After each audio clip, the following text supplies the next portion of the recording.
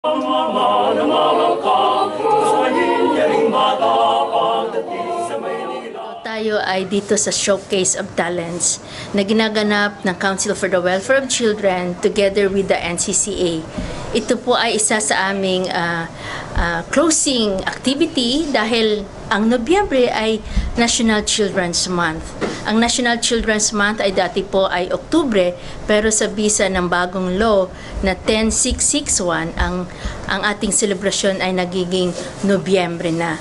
Ngayong taon, ang ating theme ay komunidad at pamahalaan ay magkaisa, ang aabuso sa bata ay wakasan na. So ngayon ay na-experience po natin ang iba't ibang talents ng mga bata.